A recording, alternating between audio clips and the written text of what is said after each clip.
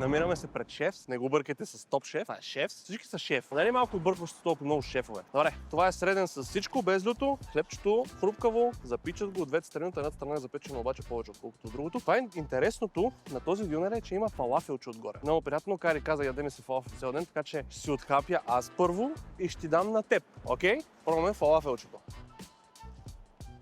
Доста чесново, мазничко, не е хрупкаво, 2 от 10 фалафела. Не харесвам такива вегетариански неща anyway. Фалафел мисля, че го слагат отгоре само за бройката, така да те напълни. Картофче. Картофчето е приятно, не е лошо. Месото е крехко, леко към сухо. Подправката е странна. Не знам дали съм ми фен. Дай да пробваме всичко заедно.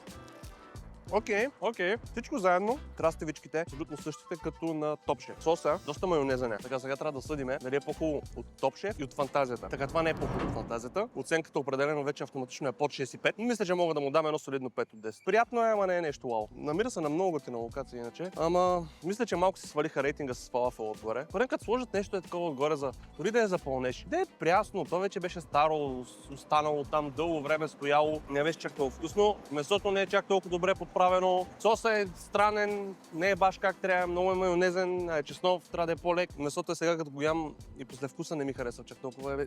Интересно е някакво месото. Сякаш е стояло поне 24 часа в някакъв вид марина. Определено има такъв вкус, защото не е просто пилешко месо, обаче по-скоро на марината не съм фен. Иначе е крехко и хубаво. Да, 5 от 10 се става. Платих 3,50, същата цена като Топ Шеф. Шефс също 3,50. Рейшио месо, има месо, може да се каже, че е 50 на 50. Добре, айде, защото има повече месо, ще му дам 5,5 от 10. Не бих повторил.